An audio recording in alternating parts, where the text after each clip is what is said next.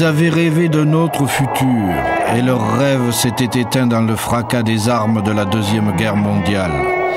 Au terme de l'horreur était né un autre monde, le nôtre.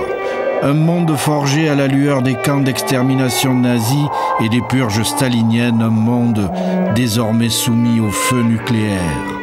Beaucoup de leurs compagnons sont tombés, d'autres croupissent dans les prisons franquistes, mais bien que persécutés, exilés ou déportés, certains ont trouvé la force de traverser la tourmente.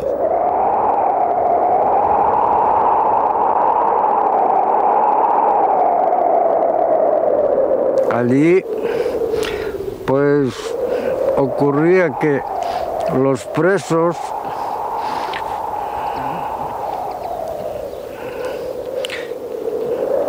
caían. Dans le camp, les prisonniers tombaient morts par terre.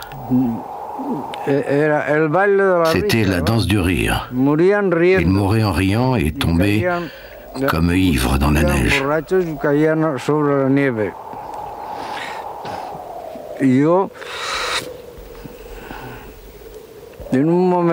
À un moment donné, j'étais tellement faible que je n'arrivais plus à tenir debout. Alors je me suis laissé tomber dans la neige, résigné à mourir sur place.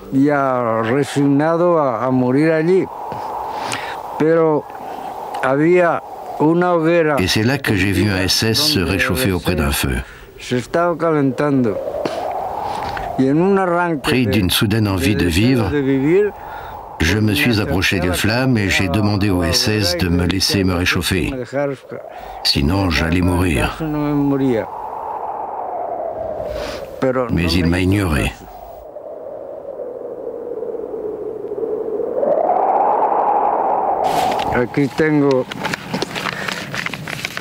Voici ce que j'ai écrit dans le camp sur le papier des sacs de ciment que j'ai changé contre du pain.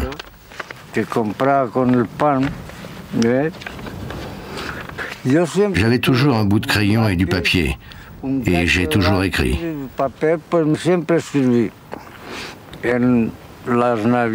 Pour Noël 44, ils nous ont permis de faire une petite fête, et quelqu'un a récité la romance de Noël.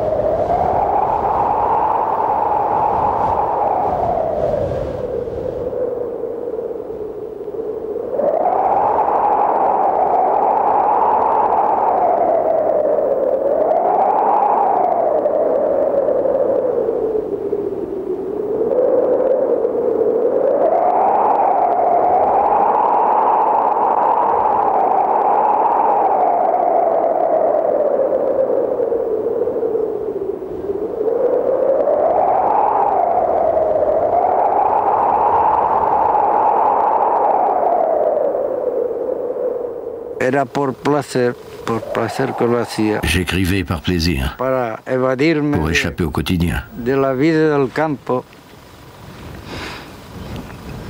On était sauvés si on arrivait à s'en détacher.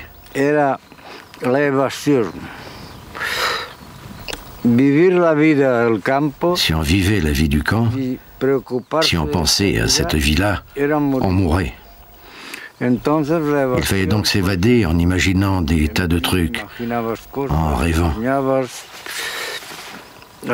Ça permettait d'éviter les dangers et la réalité du camp.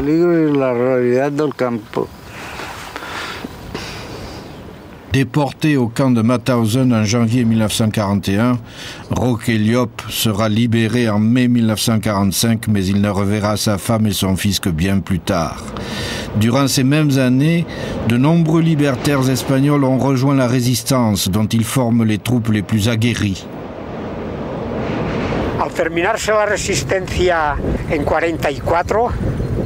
Quand la résistance a pris fin en 1944, je suis passé par les Pyrénées avec des armes de la résistance et du matériel pris aux Allemands dans les entrepôts de Montpellier et de Sète.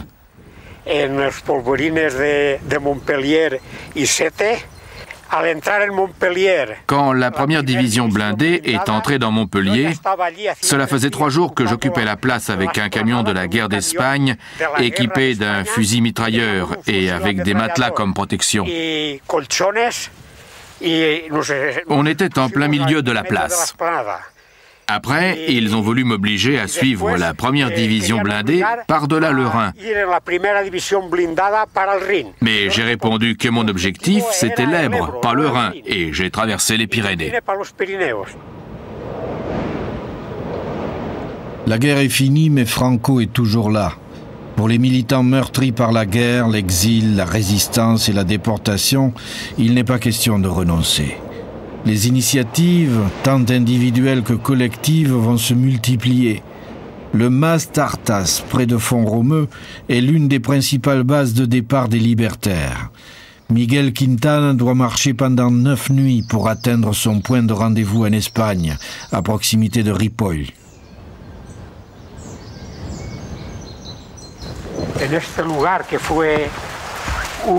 Cet endroit a été un véritable bastion, une épine plantée dans le cœur de Franco et du fascisme. Le fascisme mondial a été vaincu, mais Franco a été maintenu en place et on a dû résister en employant la force. Ici, pour nous, combattants de la liberté et de l'anarchisme, c'était une base de départ en direction de l'Espagne, là-bas, à l'horizon.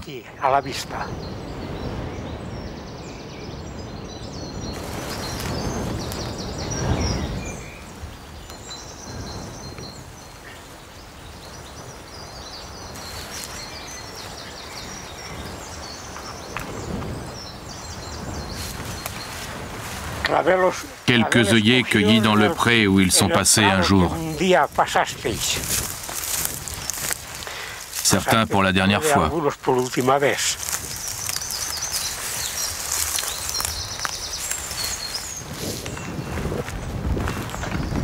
Le passage de la frontière est vital pour la CNT. Malgré la répression, cette dernière s'est reconstituée sur tout le territoire de la péninsule et anime l'action syndicale clandestine, les groupes d'action et les maquis. Il faut pouvoir évacuer vers la France des militants serrés de trop près par la police franquiste ou blessés dans des affrontements armés avec la garde civile.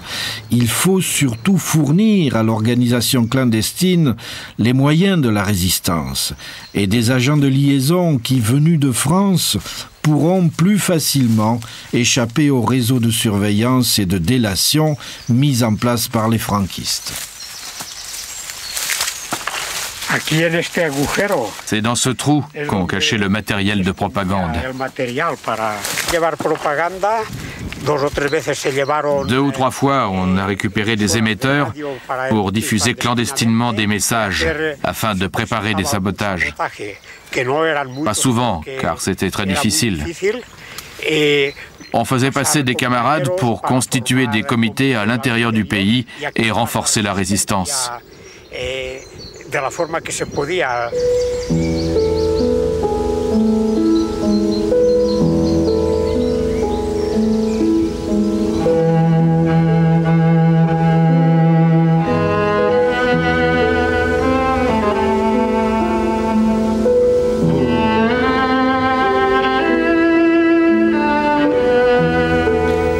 Ils étaient là près de nous, mais leur préoccupation n'était pas celle de notre monde.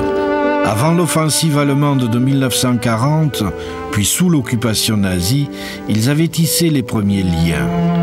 Dès 1944, en France, en Afrique du Nord, en Angleterre, en Amérique latine, ils ont construit une communauté tournée vers cette Espagne qu'ils ne se résolvent pas à abandonner à Franco. Aux avant-postes de la lutte antifranquiste, Aymare, une ferme de la région de Cahors qui a été utilisée dès 1939 pour faire sortir les réfugiés des camps de concentration.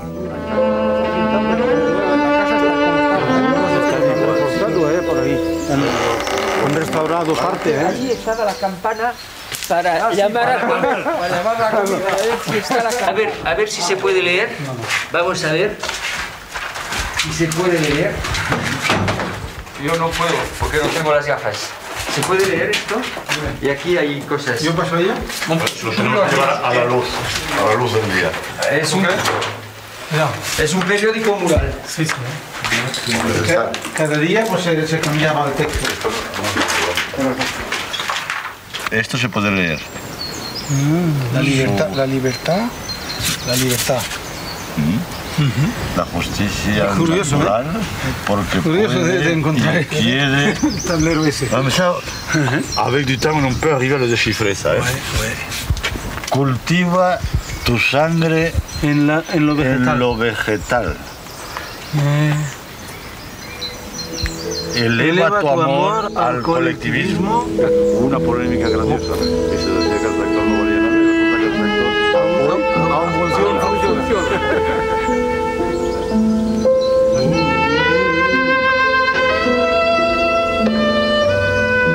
En 1948, une oreille attentive aurait pu entendre de bien curieuses émissions radio. Succédant à une première initiative lancée depuis Font-Romeu avec du matériel de transmission issu de la résistance, la CNT a installé à Aymare un émetteur tourné vers l'Espagne. Symboliquement, on reprend l'indicatif radio de la CNT-FAI triomphante de 1936. Había aquí una puerta y aquí había la sala. Que era la sala de la emisora. Ah, la sala. Donde se emitía. Pero yo hablo de antes. Ah, antes, no lo sé. No, pero sí estaba la emisora y el tabique ya estaba entonces.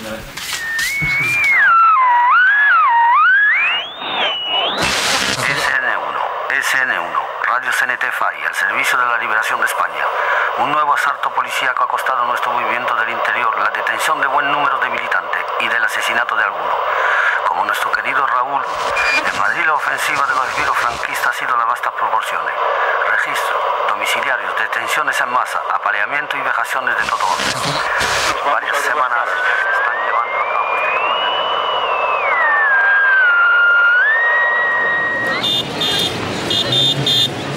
Après quelques semaines d'émission, les autorités françaises, malgré leurs beaux discours, feront taire cette radio libre.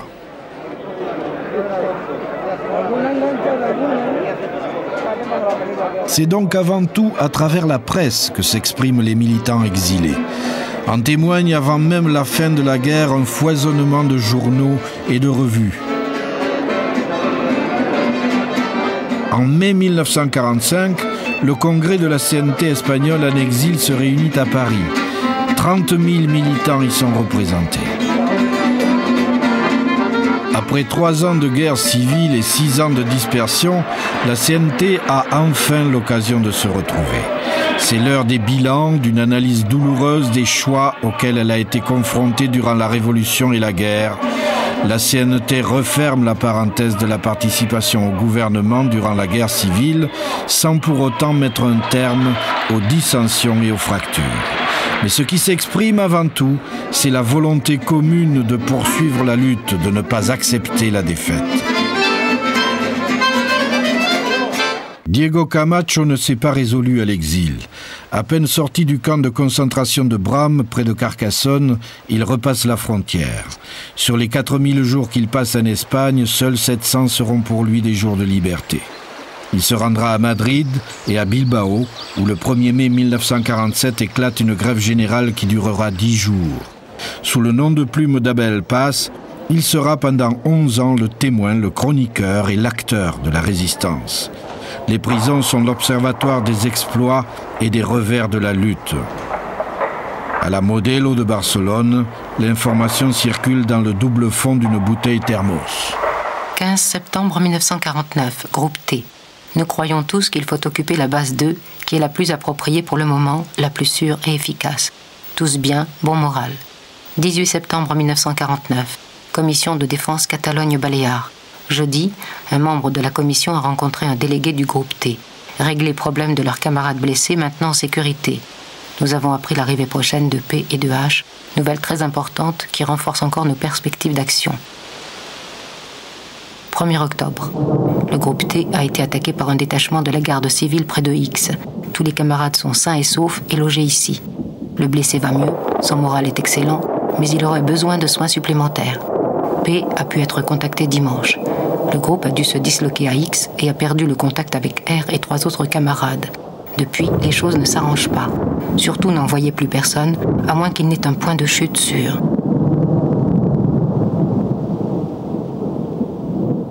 « 18 octobre.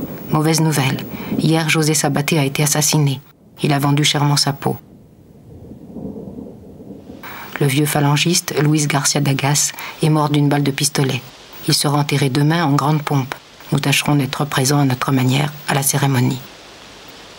Pour Sabaté, ça s'est passé vers 8 heures. Dénonciation, coïncidence, nous l'ignorons. X, de la Commission de défense de Catalogne et des Baléares, et le délégué national aux affaires juridiques sont arrivés en France. C'est la spirale de l'action et de la répression.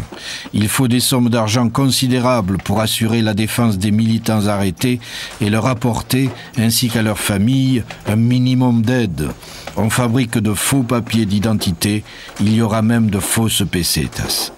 La CNT en exil alimente par des souscriptions permanentes les caisses qui pallient l'indigence chronique d'un mouvement qui ne repose que sur l'effort militant de ses adhérents. On a publié le journal Soli en 1944 avec la minerve d'un imprimeur qui par la suite a été arrêté. On a tiré jusqu'à 15 000 exemplaires.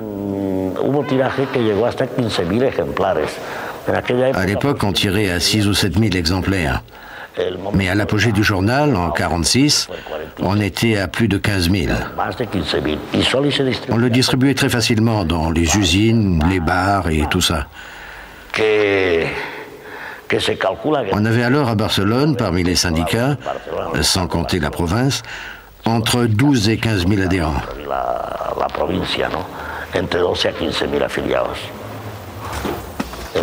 C'était un travail colossal d'arriver à tirer 4 à 5 000 exemplaires. On y passait toute une semaine. Comme on ne pouvait pas acheter de fonte, il fallait les voler. Et comme la vente de papier était contrôlée, il fallait l'acheter au marché noir. Pareil pour l'encre. C'était toute une affaire. Un comité national ou régional qui tombait, c'était 300 ou 400 arrestations. Avec beaucoup de chance, ils écopaient de 2 ou 3 ans de prison, mais souvent c'était largement plus.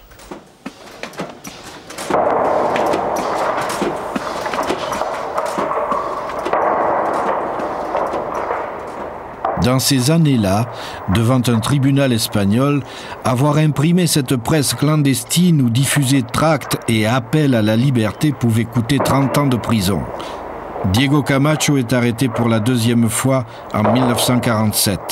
La police s'intéresse à ceux qui continuent à éditer depuis Madrid la presse de la Fédération anarchiste ibérique et des jeunesses libertaires. Cette fois, le cloisonnement de l'organisation a bien fonctionné. Diego, bien qu'il ait déjà milité avec l'homme de Madrid, ne connaît ni son nom ni son adresse.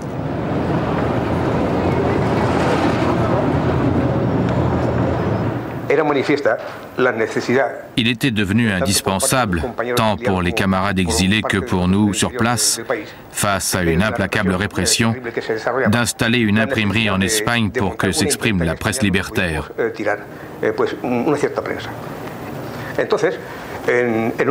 C'est donc dans une maison d'un quartier de Madrid, qui aujourd'hui n'existe plus, qu'on a installé une imprimerie payée par les camarades en exil.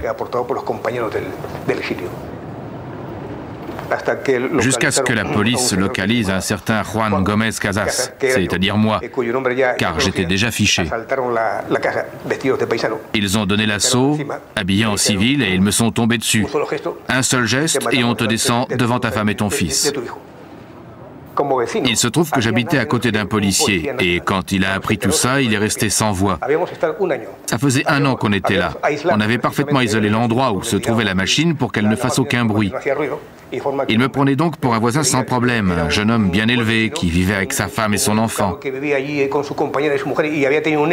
il a été extrêmement surpris en découvrant qu'on imprimait des journaux pour la FAI et les jeunesses libertaires. Voilà ce que j'ai vécu et ce qui m'a valu 14 ans et demi de prison.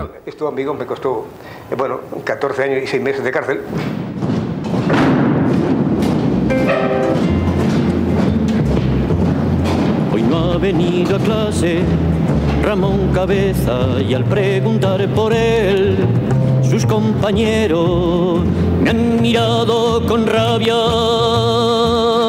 con tristeza, hoy no ha venido a clase. Ramón Cabeza. Me dicen que su madre también pregunta y que su padre apenas la pena oculta. Luego me dicen que ayer lo vieron con frases en la mano, de puerta en puerta. Hoy no ha venido a clase Ramón Cabeza. En 1939, les combattants des provinces espagnoles éloignées de la frontière française se refusent à déposer les armes.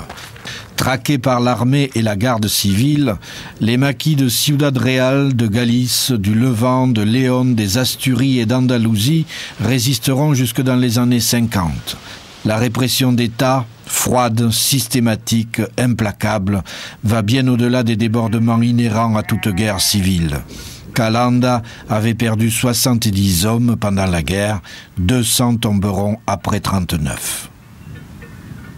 3 mois après la fin des hostilités, on fusille encore 80 personnes par jour à Séville, 250 à Madrid, autant à Barcelone ou au Campo de la Bota, un champ de tir abandonné, le long de la plage. Les exécutions se poursuivront ainsi jusqu'en 1952. Jorge Pons, Ginés Urrea, José Pérez, Pedro Androver, Santiago Amir, les 5 derniers fusillés, sont membres de la CNT. Tout un symbole.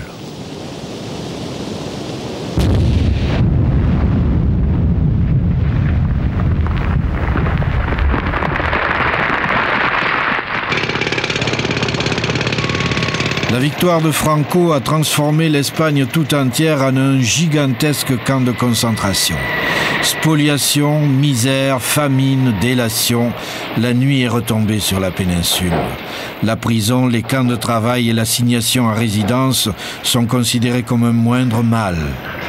Au nord de Madrid, le régime fait bâtir pendant plus de 20 ans par des prisonniers un mausolée abject qui résume à lui seul l'appareil oppressif du franquisme. El Valle de los Caídos. L'Espagne est quadrillée par les soutanes de l'église et les bicornes de la garde civile. Franco vit entouré d'un dispositif de protection omniprésent.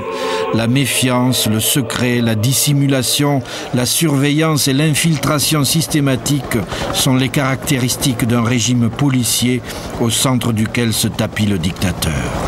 En 40 ans d'exercice solitaire du pouvoir, Franco ne sortira que 2 fois d'Espagne, pour rencontrer Benito Mussolini à Bordighera et Adolf Hitler à Hendaye.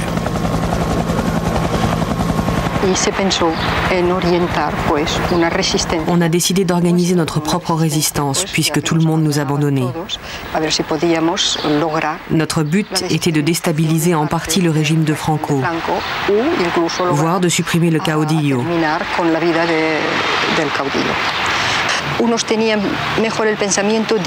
Certains voulaient aller sur place pour se concentrer sur la coordination.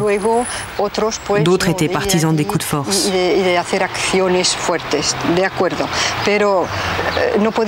Mais tout le monde ne peut pas être utile. On a tous des aspirations, mais on n'a pas tous les qualités requises pour une lutte qui demande énormément d'abnégation. C'est ainsi que beaucoup de nos jeunes sont morts, comme Amador Franco ou Antonio López, qui étaient avant tout des idéalistes. Et pour différentes raisons, ils n'ont pas atteint leurs objectifs, même quand l'organisation les aidait.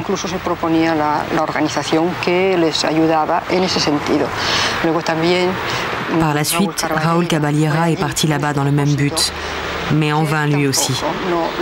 Ils sont tous morts très jeunes, eux qui nous étaient très chers.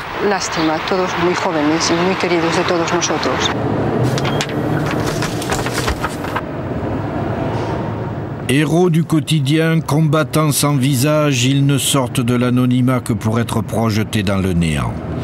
Lorsque leurs portraits apparaissent dans les journaux, c'est qu'ils sont morts. La mémoire fait défaut à Maria Batet. Pauvre Maria, comment pourrait-elle se souvenir de tous les visages des amis disparus, des listes interminables des militants qui meurent dans les affrontements armés avec la garde civile, de ceux qui sont condamnés à mort par les conseils de guerre? Comment pourrait-elle se souvenir, par exemple, de tous ceux qui sont tombés en 1948 et 1949, de Antonio Casas, Eugenio Mancilla, Antonio Rodríguez, José Ramírez Fajardo, Ganuza Navarro, Juan Lago Díaz, Enrique Carballido Ochavo, Antonio Solá Juan Benítez Alonso, Santo, Castillo, Manuel Benítez Antonio Roja, Rivera, Francisco Eugenio Sánchez, Alcaraz José Roca, Salvador José Escalona Guerrero, Maldonado, Joaquín González Caro Juan Maldonado, Romero, Alpuén Luis Corte, Francisco Manrique Martínez, José Guzmán Víctor García, Espallarga, Alonso Antonio Sola Rodríguez, Alonso, José Luis Cristiano Serrao, Ramiro Fajardo, José Bertomí, José Navarro, Huerta, Juan Vilaya Díaz, Miguel Guita, Gregorio Martínez, Ochavo, Castillo, Antonio Rivera, Eugenia Alcaraz Roca, José Guerrero, Joaquín Caro, Maldonado, El Niño. La CNT trouve en Albert Camus un allié, le même refus de se soumettre, la même horreur de tous les totalitarismes. Lorsque l'Espagne franquiste est reçue à l'UNESCO, il intervient salle Wagram le 30 novembre 1952. L'Espagne de Franco est introduite à la sauvette dans le temple bien chauffé de la culture et de l'éducation, pendant que l'Espagne de Cervantes et d'Unamuno est une fois de plus jetée à la rue.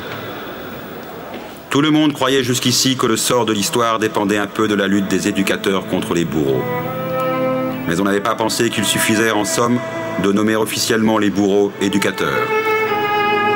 Dès l'instant où Franco est entré à l'UNESCO, l'UNESCO est sorti de la culture universelle.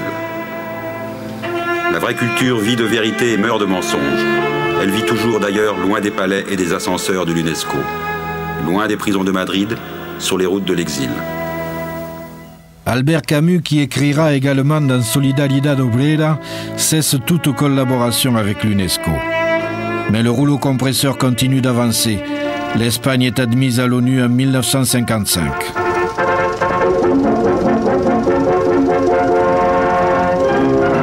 El tiempo nos dio la razón y la verdad se impuso contra todas Españas y deformaciones. España ingresa en la ONU y ocupa el puesto que legítimamente le corresponde por su importancia, por su historia y por su significación en Occidente. Albert Camus s'insurge à nouveau et publie un article dans l'Express.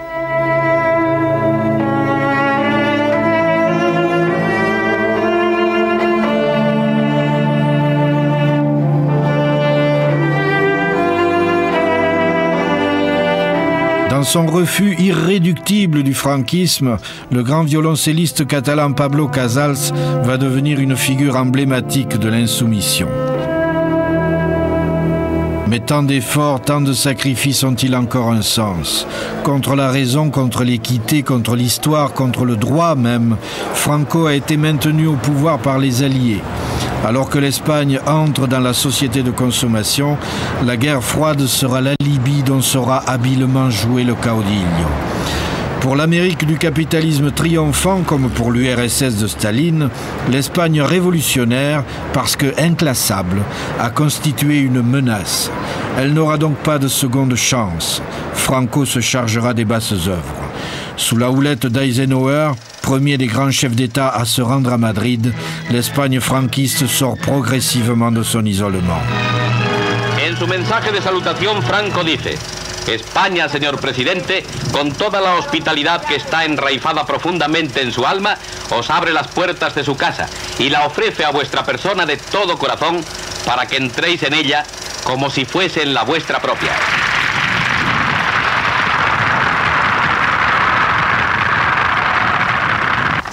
Generalissimo, ladies and gentlemen. Estoy realizando en este momento, dice el presidente, uno de los grandes sueños de mi vida: visitar España y visitar Madrid. Después de aludir a la misión colonizadora de España en América, afirma: trabajemos juntos para legar a nuestros hijos la promesa dorada de que la humanidad alcance la paz, la justicia y la amistad en la libertad. Si le flot principal des réfugiés a gagné la France, La diaspora libertaire constitue également des noyaux organisés en Angleterre, au Mexique, un des seuls pays à soutenir vraiment la République espagnole, au Venezuela, à Cuba, au Maroc et en Algérie, où elle va être confrontée aux soubresauts de la guerre d'indépendance. Pour les réfugiés espagnols, la menace immédiate vient de l'OAS, bras armé de l'extrême droite colonialiste.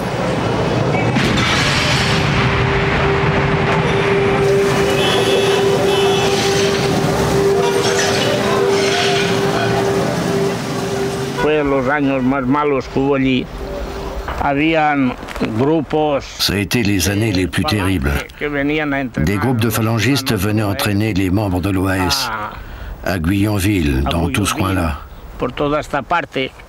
Et ce sont eux qui ont donné l'ordre de faire assassiner tous les réfugiés espagnols qu'ils n'avaient pas pu coincer en Espagne. Ils venaient pour se venger de nous.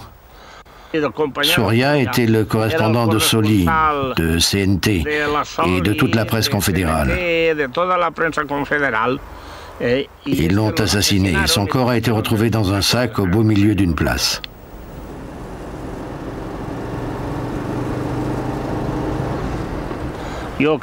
Moi, j'habitais en plein centre de Bab el-Oued, rue du Moulin, et j'ai dû acheter un appartement à la limite du quartier arabe. Par la suite, il a fallu que je m'en aille, car ils sont venus 1 ou 2 fois chez moi pour me faire la peau. Alors je me suis installé à Bouzarea, un quartier plus musulman qu'européen.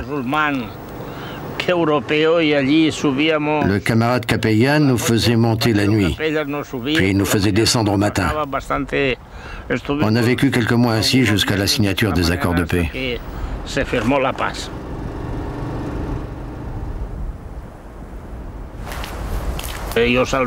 J'ai sauvé plusieurs Arabes en les cachant 3 jours dans la cave. On leur a apporté à manger vers 2 ou 3 heures du matin. Et quand ils ont pu sortir de là, une fois la guerre finie, ils nous ont embrassés.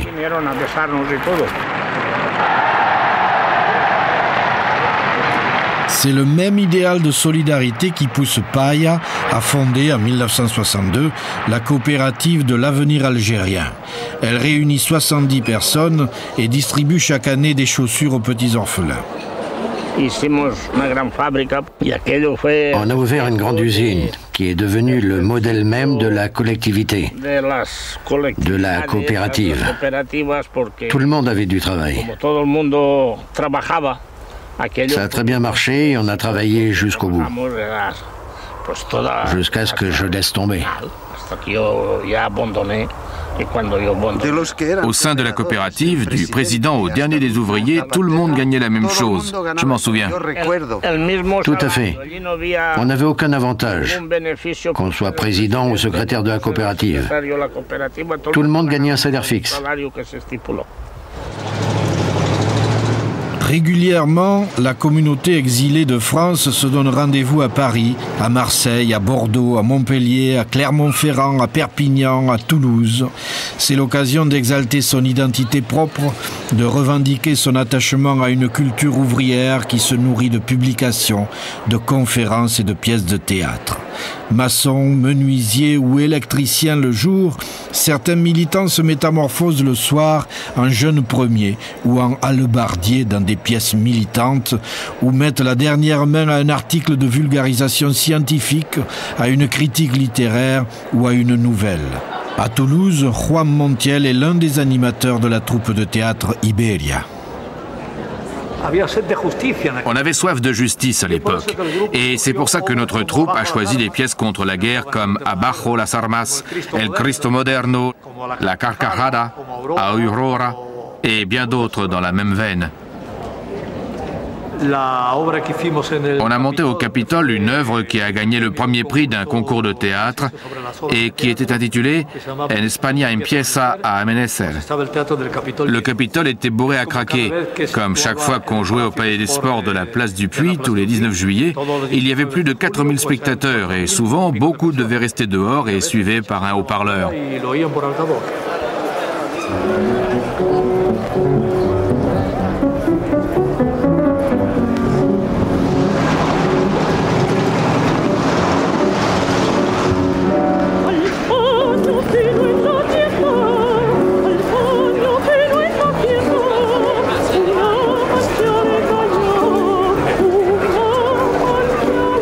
Déjà, les touristes européens découvraient l'Espagne du soleil et des plages. Les exilés, eux, emplissaient la salle de la Mutualité à Paris ou le Palais des Sports de Toulouse, du souvenir de leur révolution et des échos des luttes qui se prolongent au-delà des Pyrénées.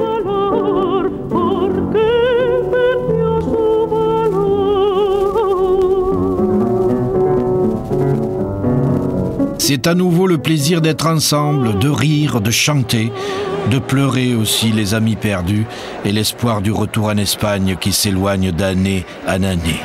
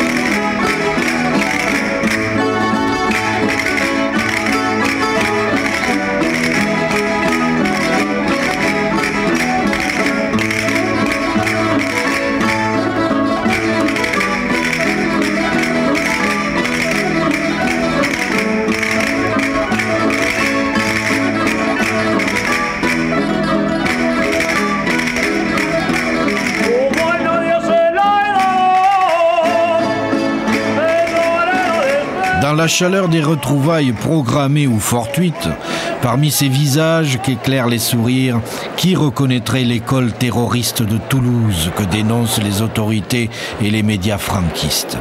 Qui imaginerait que ce sont ces gens-là, rassemblés autour des livres et des orateurs, que les agents franquistes sont chargés de surveiller et d'infiltrer? Et pourtant... Car il s'agit toujours de collecter des fonds pour la lutte et la solidarité, de faire entendre la voix de la liberté qui refuse de se taire. En 1958, l'organisation monte une imprimerie dans la banlieue parisienne. Il est temps. L'amnésie gagne la classe politique internationale, la résistance elle-même est oubliée. Bautista Augusti, Verger, Guerrero, Juan Ferrer et Thomas Marcelian font partie du groupe qui a lancé l'initiative. La pression diplomatique du franquisme s'accentue. Fin 1961, le général de Gaulle fait publier le décret d'interdiction en France de la presse libertaire espagnole. Un beau jour, la préfecture nous appelle pour nous annoncer que notre journal est désormais illégal. Il nous est interdit de l'imprimer, de le vendre et de le diffuser. On s'est concerté pour trouver une solution, voir ce qu'on pouvait faire pour ne pas priver nos camarades de leur hebdomadaire. Et donc le 9, sans sauter un numéro, on a sorti Boletín Informativo. On avait juste changé de titre, sans pouvoir donner aucune explication, car le numéro était déjà sous presse.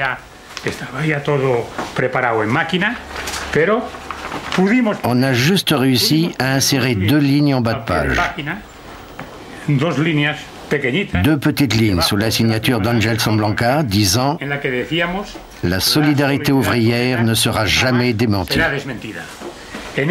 Vu les circonstances, on s'est dit que le numéro suivant, au lieu de l'intituler Boletín Informativo, il valait mieux l'appeler Boletín Confédéral. Comme ça, si tout à coup ils interdisaient Boletín Informativo, on aurait toujours sous le coude Boletín Confédéral, lequel, ayant un titre différent, ne tombait pas sous le coup de la censure.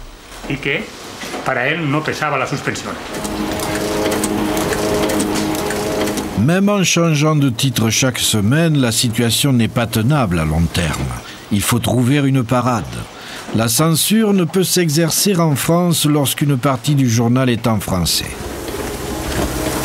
L'espoir pour CNT à Toulouse et le combat syndicaliste pour Solidaridad Obrera à Paris vont pendant presque 20 ans servir de couverture aux 2 hebdomadaires. La première page est en français, les autres en espagnol.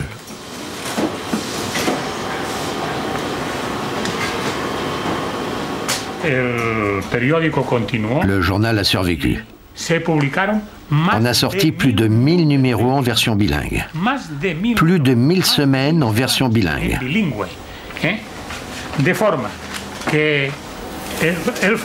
Malgré toutes ces tentatives, le franquisme n'a pas réussi à nous faire taire. Après qu'un demi-siècle d'exil ait laminé leurs rangs, les vieux anarcho-syndicalistes espagnols de la diaspora concentreront leurs moyens sur un hebdomadaire unique, Zenit. Au début des années 60, en Espagne, l'organisation est déjà très affaiblie. Elle s'est épuisée à mener quasiment seule un combat frontal contre le franquisme. Bien sûr, dans l'action armée comme dans les luttes sociales, il y a eu des moments forts. Qui ne se souvient de la grève insurrectionnelle des usagers des transports en 1951 à Barcelone? Dans ce sursaut, la CNT a joué un rôle décisif. Dans les zones minières des Asturies, les grèves se succèdent, défiant le régime, mais elles seront brisées par l'importation de charbon en provenance de l'URSS et de la Pologne.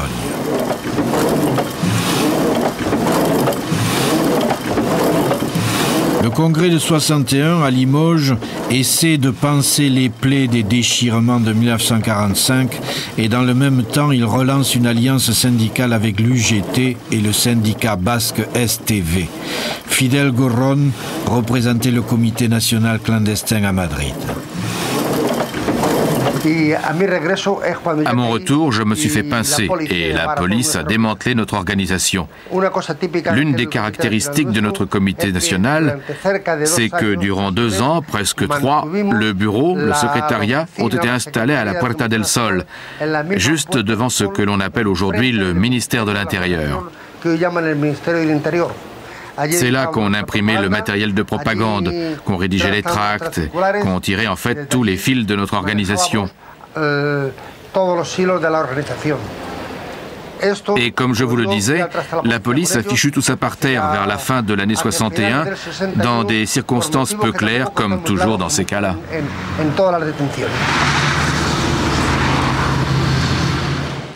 À la sortie du congrès, les militants décident de rendre un hommage aux martyrs d'Oradour-sur-Glane. Adolfo Terrassa, Esteban Roda Gil, Joaquín Delgado déposent une gerbe. Le congrès s'était fixé un objectif ambitieux, en finir avec la personne du dictateur. Le courage de quelques-uns et la solidarité du plus grand nombre feront office de stratégie. Le 7 août 1963, Ramon Villa Capdevila tombe sous les balles de la garde civile. Le 23 août, les jeunes libertaires Francisco Granados et Joaquín Delgado sont exécutés au Garro, à Madrid. Tous les attentats contre Franco ont échoué. Les derniers efforts du mouvement libertaire pour en finir avec le régime laissent un goût de cendre. Les incompréhensions, l'improvisation aussi, les ambitions parfois se sont traduites par un terrible gâchis humain auquel les fils de la génération de 36 ont payé leur tribut. En exil, on mesure mal l'impact d'un quart de siècle de dictature. En Espagne, on ne le mesure que trop. La CNT et le mouvement libertaire ne peuvent plus peser que ponctuellement sur la réalité sociale espagnole. Les festivités du 1er mai officiel ne trompent plus personne. Malgré les incantations du régime, l'Espagne réelle est ailleurs. Derrière les décors de carton-pâte, l'Espagne réelle est dans un mouvement social qui s'est constitué dans les années 60 et qui ne se rattache plus directement à la guerre civile. La vieille CNT, exsangue, assiste à l'agonie du dictateur. ¿Ha muerto? Sí. Entonces yo puedo morirme yo. Al fin y al cabo, es la primera obra buena que ha hecho en su vida.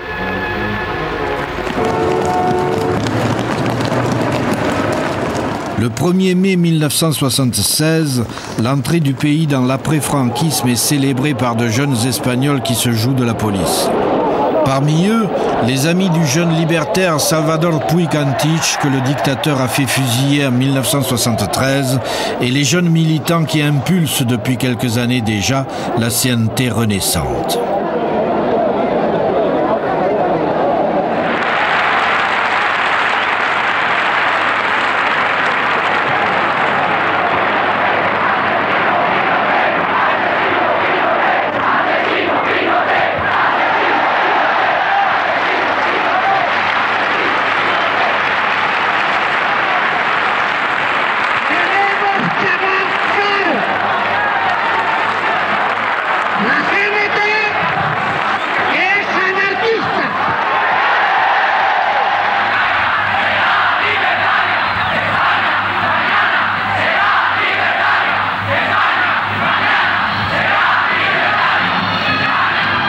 la foule qui s'agglutine autour des drapeaux rouges et noirs, ils sont tous là, jeunes et vieux. Ils écoutent les mêmes discours, ils parlent à la même tribune, mais le temps a usé les mots et certains ne veulent plus les entendre.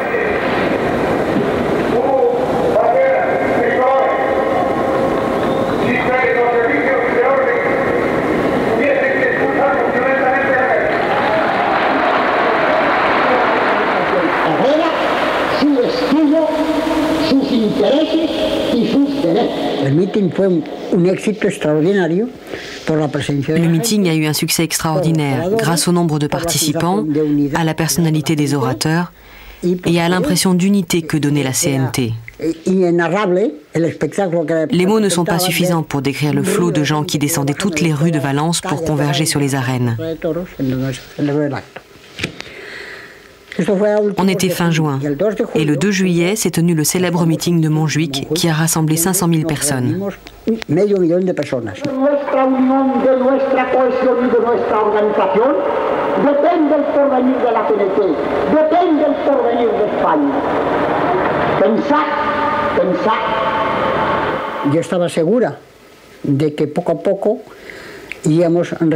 J'étais persuadée qu'on allait progressivement retrouver notre vigueur d'autrefois, mais je ne me faisais pas non plus trop d'illusions. Toutes les forces de droite et du centre avaient participé à la transition, préparé le retour de la monarchie après Franco pour éviter qu'un autre militaire ne prenne le pouvoir. Elles allaient maintenant toutes faire l'impossible pour freiner notre nouvel essor et l'affaiblir peu à peu en le canalisant vers d'autres activités et mouvements.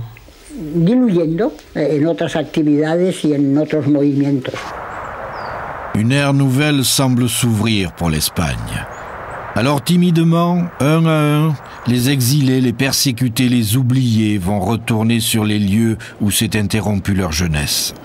Ils voudraient renouer les fils d'un rêve ancien qui confusément se dérobe.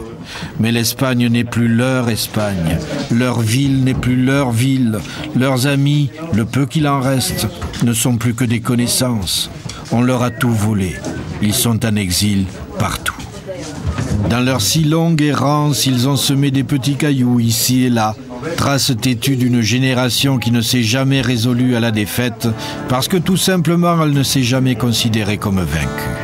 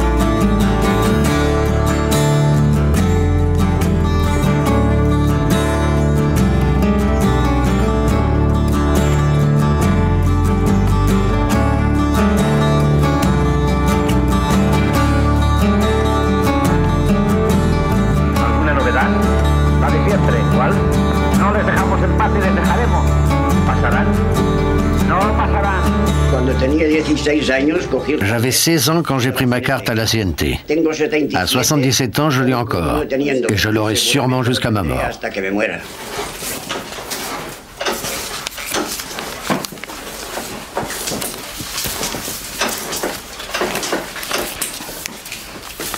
Don Quichotte têtu, les vieux militants de la CNT sentent qu'ils ont été, à leur manière, l'espoir de ce siècle.